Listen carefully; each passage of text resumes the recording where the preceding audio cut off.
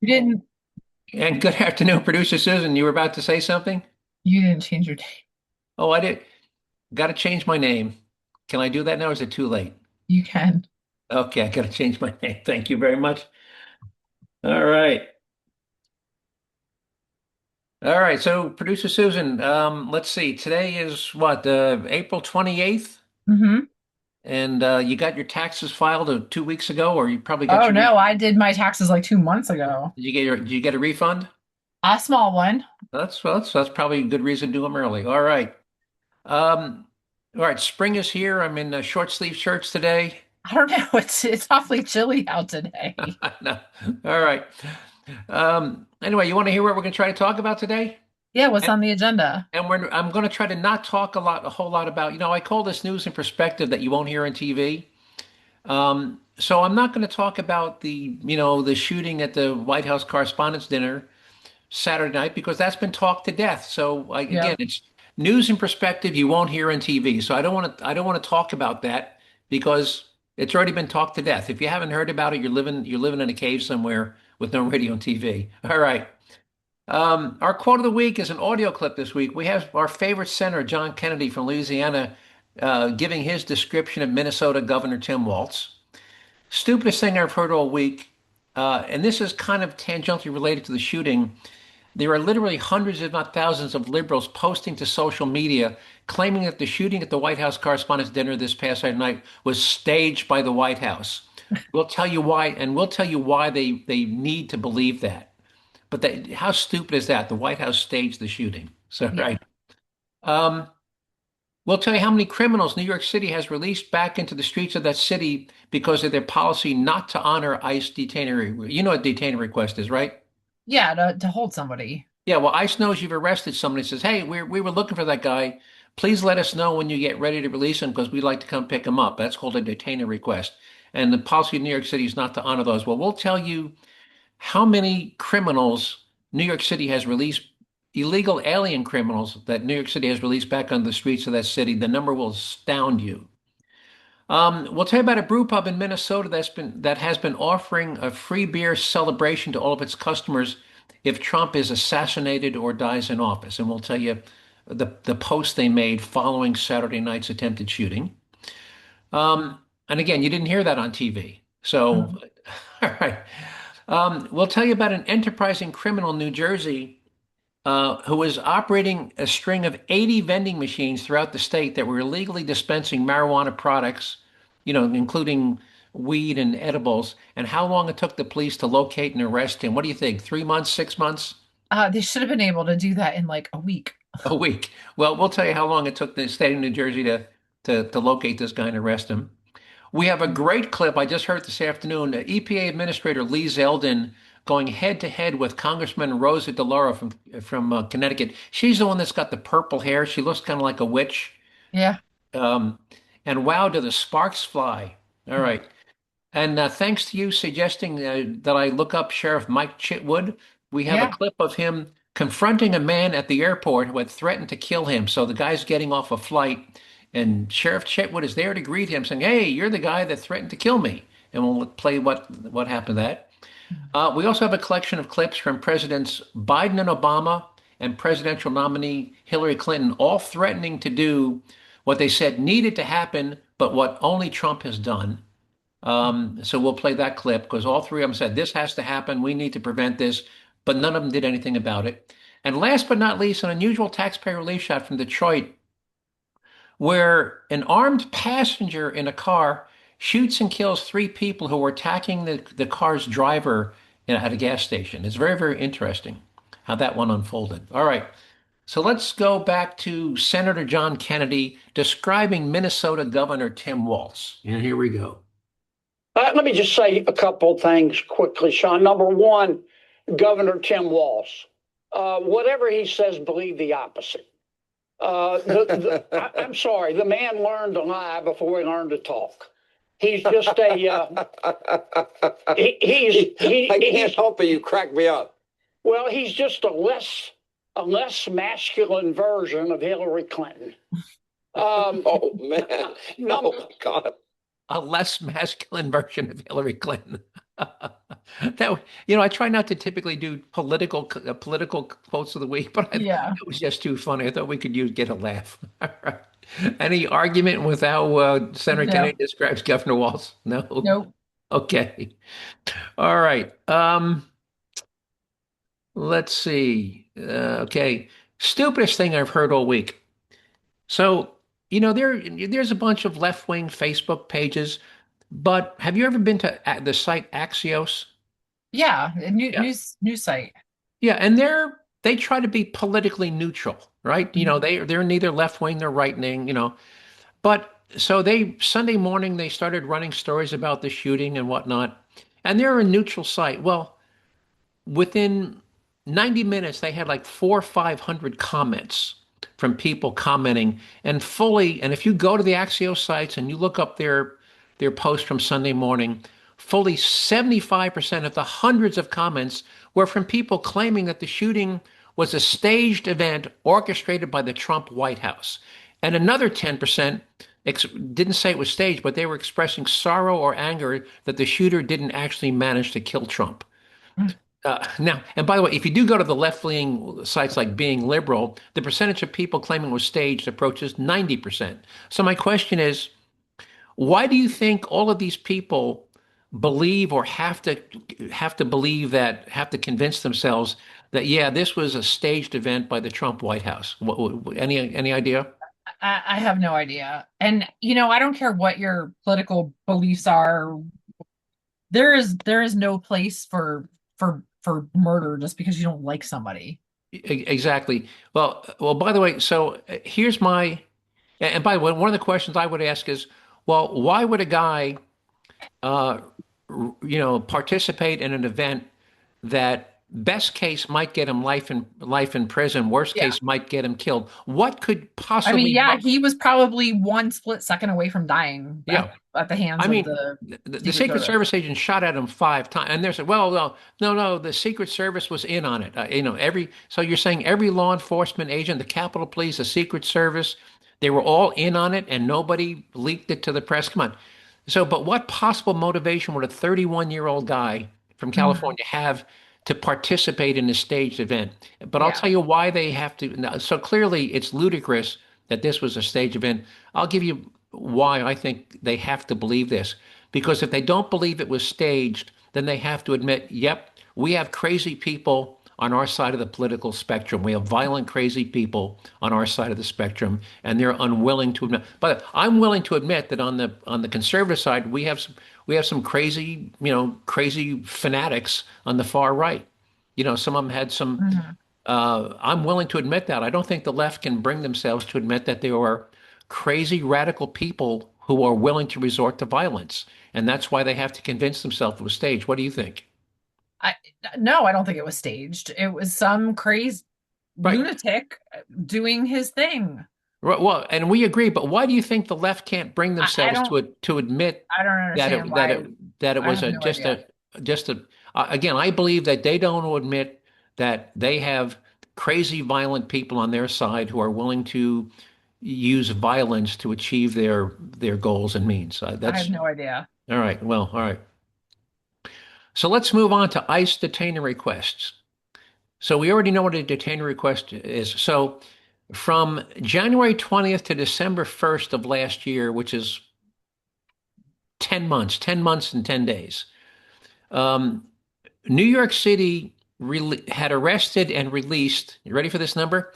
6,947 criminal illegal aliens that they had arrested. And every one of those had a ICE detainer request. And let me tell you what they were arrested for. Of those 6,947, by the way, New York State is one of those no bail states, right? No Yeah. cash bail. Mhm. 29 of them had been arrested for homicide offenses, ranging from manslaughter, vehicular. 29 arrested for homicide, 2,509 assaults, 199 burglaries, 305 robberies, 392 dangerous drug offenses, 300 weapon offenses, and 207 sexual predatory offenses. These are not misdemeanors. These are felonies. These are felonies. And they just turn them back on, rather than say, okay, ICE, you can have them. They literally set them free on the streets of New York City, which is why every morning when I turn on the New York City news, it's about who got shot, who got stabbed, who got pushed in front of a subway Yeah. car, or who got Yeah. raped. Um, These are dangerous felonies. These are not misdemeanor shoplifting offenses. no, and again, but the news, the local news stations will not cover it. I think if they said, "Hey, New Yorkers, you know that in 10 months New York City released 7,000 criminal illegal aliens, awaiting trial on Mhm. felonies back onto the streets of your city," there'd be an outrage. But that's one of the best kept secrets. You won't hear that on ABC, CBS, NBC when you watch the morning news. Mhm. Again, nearly 7,000 criminal legal aliens. Uh, Everyone had a detainer request. Every one of those detainer requests was ignored, and every one of those 7,000 people have been, turned free on the cities of New York. All right. You ready for more crazy crap from idiots on the left? Yeah. Um, What else are they doing?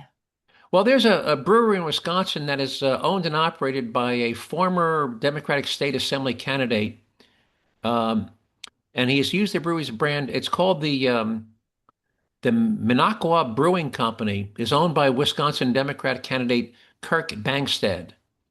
He has repeatedly used the brewery to attack Trump and the Republicans. The brewer's social media lamented Saturday night's foiled attack at the White House dinner because they've had a long-standing promotion that said if Trump is assassinated or dies in office, the next day there'll be a free beer day, all the free beer you can drink.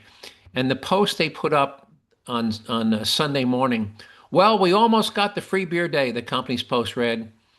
Although Fox News could not immediately identify the poster's tie to the owner, either a brother or sister in the resistance needs to work on their marksmanship, or he faked another assassination to get a positive news cycle. We'll never know. So even this guy is saying maybe it was faked, and and if it wasn't faked, he's lamenting the fact that the guy wasn't a better shot. But they're out there promoting violence, Yeah, they're advocating. Yeah, hey, if somebody kills this guy, it's going to be free beer for everybody the next day. promoting violence. That they should be ashamed of themselves for promoting violence. They know no shame, producer Susan, no shame whatsoever. So let's go. It's the Minocqua Brewing Company, owned by Democrat Kirk Bangstad. You can look that up. It'll be in the show notes. All right. Is the recreational marijuana is not legal in Pennsylvania, is it? No, only medical, but from what I understand, it's pretty easy to get a medical card in Yeah, it Pennsylvania. usually is. Well, anyway, so in New Jersey they have both recreational and medical and recreational, but you have to go to a licensed dispensary to buy it. Well, it turns out there was a guy.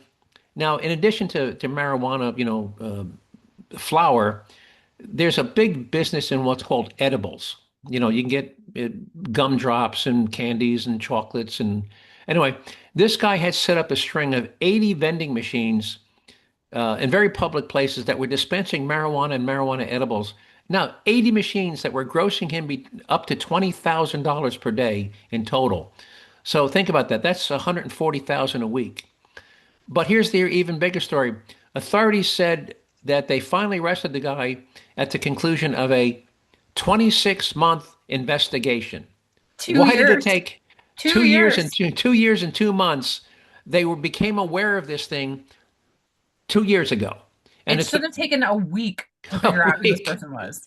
26 months from the day they started the investigation to conclude, yeah, we need to go. This is the guy in charge. We need to If go he was arrest him. grossing that much, clearly he needed to restock his vending machines very regularly. Oh, So all absolutely. you would have to do is sit there and watch the vending machine for the person to come and restock it. Right. And follow the person back. And think about that. 140,000 a week is times what's 50 times 40? That would be what, $7 million a year? Did I do that Yeah. right? He was grossing $7 million a year. Now, obviously, he had some cost associated with that, and he had to pay the people to restock the machine, and he had to pay for the product. But $7 million a year, and it took him 26 months to Yeah, identify this and should have arrest been him. over in a week. It should have been over in a week. So that's how effective law enforcement is. All right. You want to hear a real blowout, or you want to hear the sparks fly? What? Well, this is going to be EPA Administrator Lee Zelden. He's in a budget committee meeting with Congresswoman Rosa Delauro, and again, she's the woman with the purple hair from Connecticut. She looks like a witch. Um, and this gets it's 3 minutes, but man, does this get wild. Here we go. Change is flooding our streets, poisoning our air, driving up healthcare and disaster costs. How can the EPA justify abandoning that duty to protect Americans to appease polluters under the false flag of economic growth? Following the law, Section 202 of the Clean Air Act, where does it say anything about fighting global climate change? Loper Bright, Supreme Court. And again, she's saying, well, how come you're not fighting climate change? And he's saying it's not part of our charter, it's not part of the law. I'm going to back that up. So she wants him, because under Biden, they were trying to regulate, carbon dioxide, which is a naturally occurring gas essential to life on Earth. And so she's berating him for, abandoning fighting climate change. And it's environmental protection is about pollution and toxins. It's not about climate change. And I'm going to back it up. And here we go. Following the law, Section 202 of the Clean Air Act, where does it say anything about fighting global climate change? Loper Bright, Supreme Court case. You familiar with it? No, I maybe others are. I'm not, but let me ask But you. that's really important. As a member of Congress, Loper Bright says that we as an agency don't have the authority to get creative. If Section 202 of the Clean Air Act. No, but you don't have, excuse me, you do not have the right to say climate change does not exist, that it's a hoax, and that's where this administration I is understand coming. you're upset that you don't know what Loper Bright is. Do you know what the major policies doctrine is?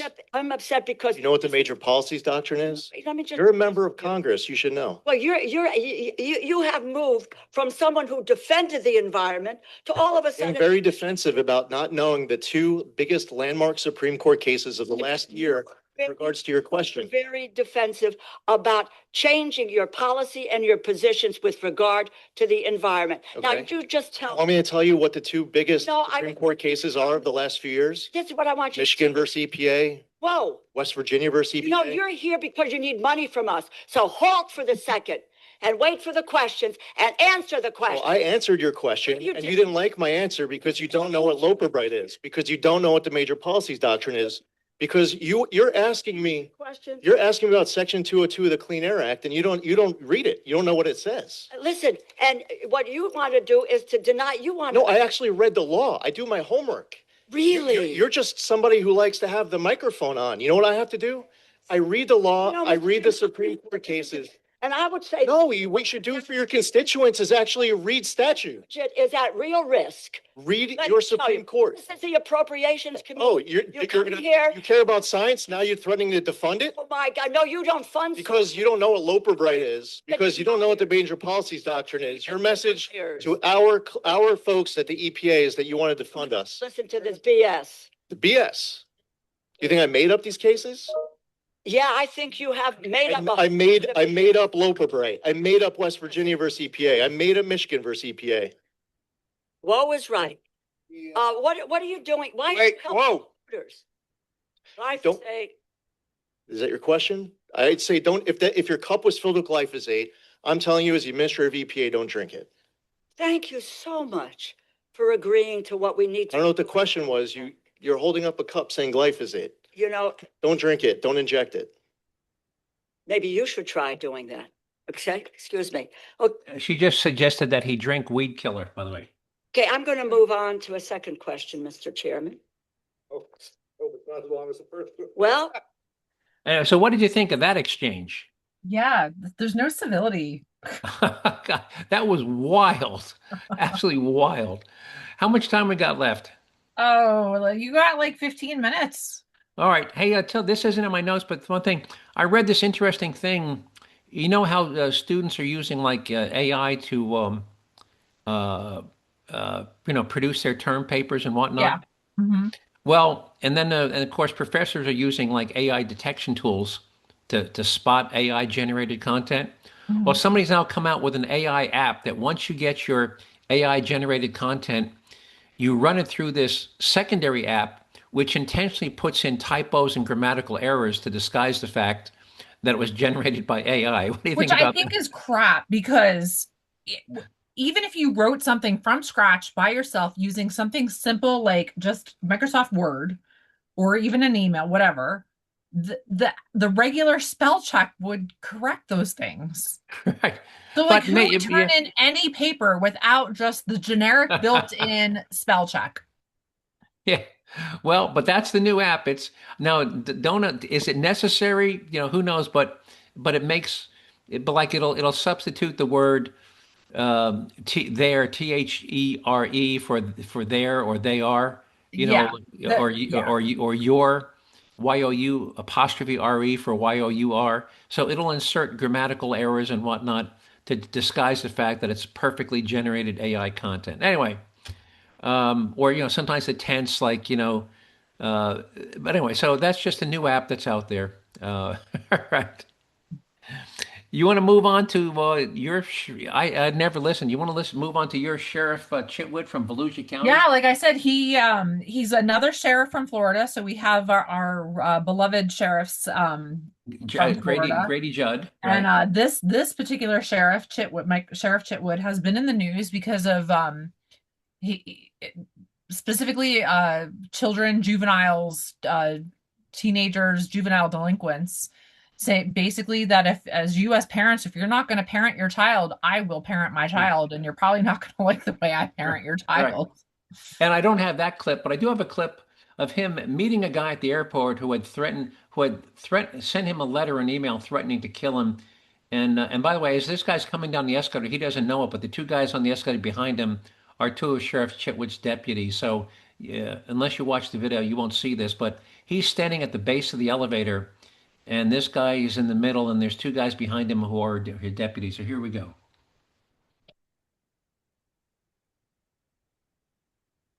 He's coming down the escalator. Matthew, I'm Sheriff Chitwood. I'm the guy you want to kill. And there's nothing I can do about it. Challenge accepted. I sent you a sermon. It was from Romans chapter 5, 67. But you do know in Florida, a written threat to kill is a felony. You know that. Well, just so you know, I'm the one who made sure you came back. And I hope you enjoy your stay at the branch jail.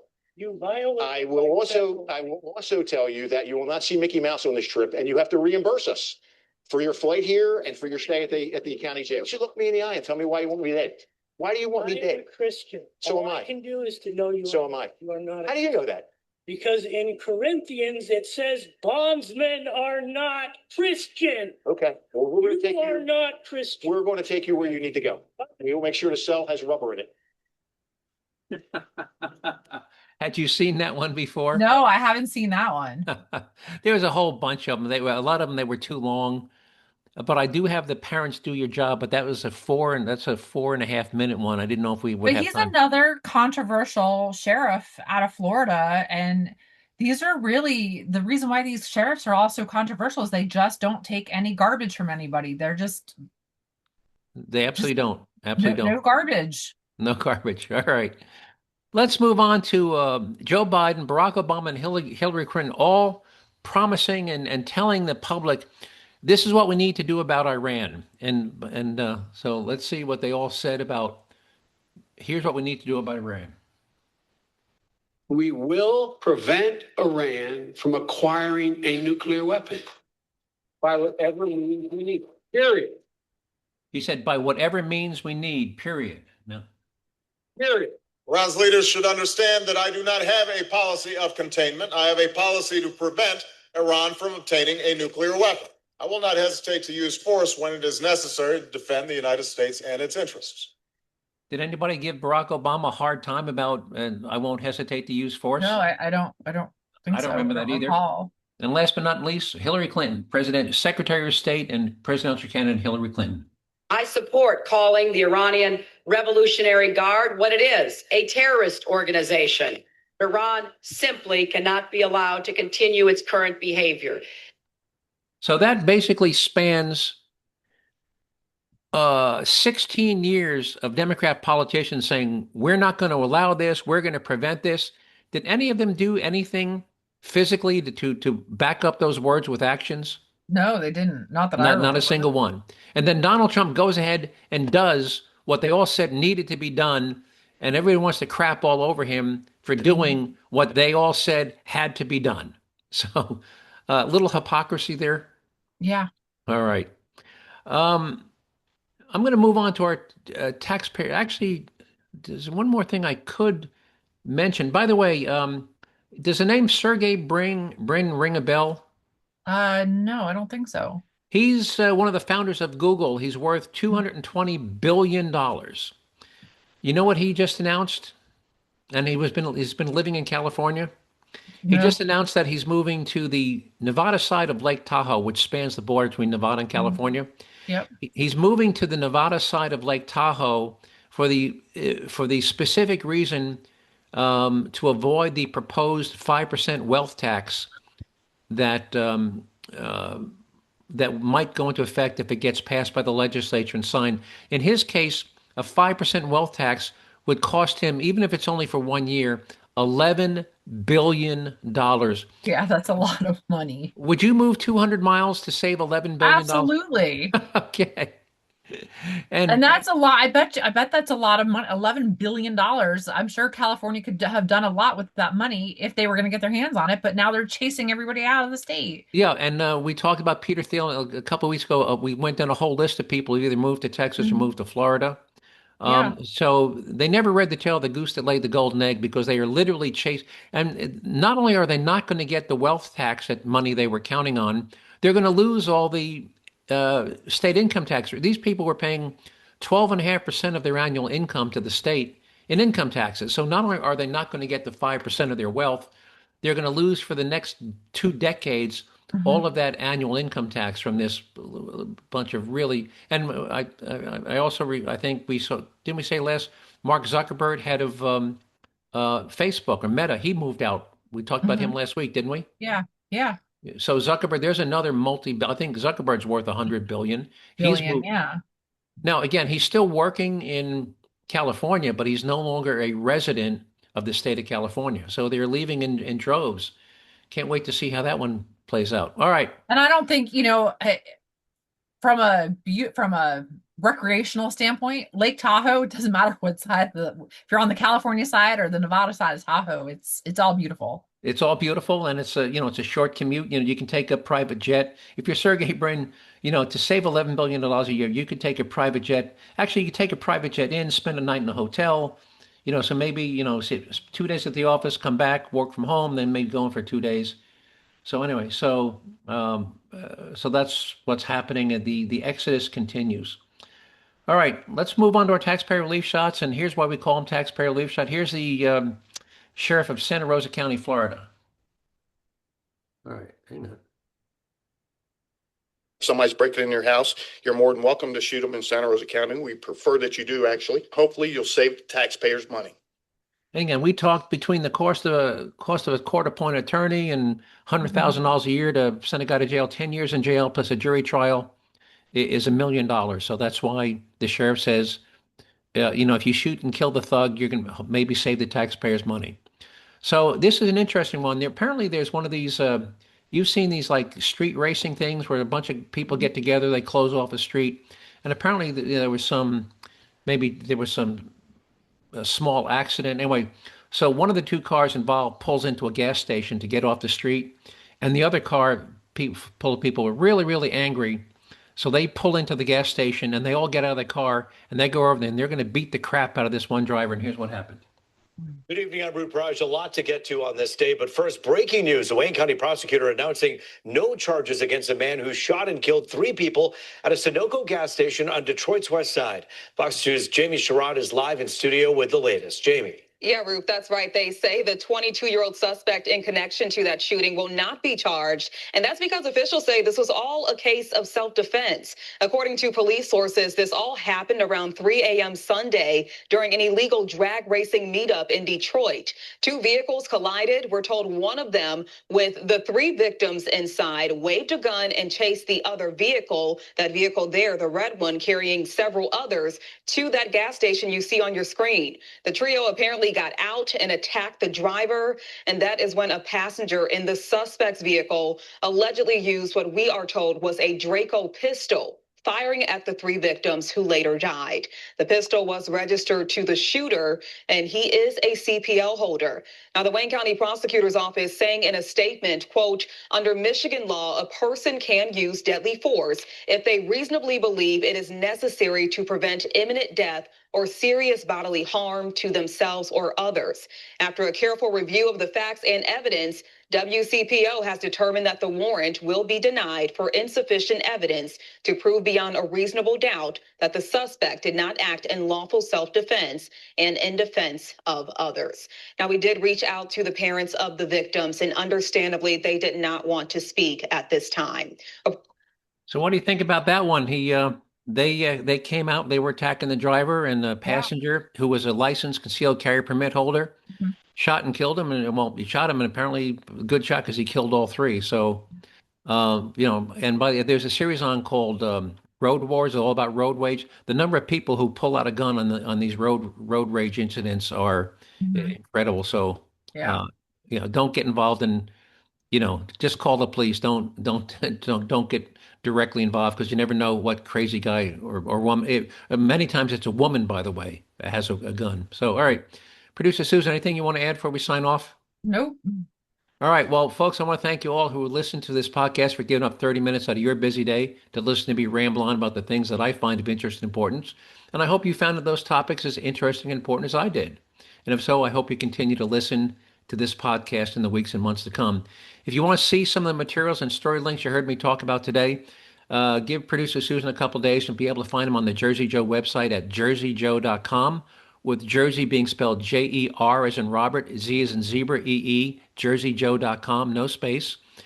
If you want to send me an email with a comment, question, or even a suggested show topic, you can do that by sending me an email to simply joe@jerziejoe.com. Just remember to spell Jerzee with a Z and Jerzee, jerziejoe.com.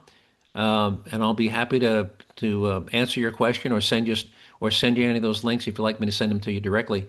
And with that, Producer Susan, anything else you'd like to add before we sign off? Nope. All right. Well, I'll talk to you next week. You take care. All right. Bye-bye.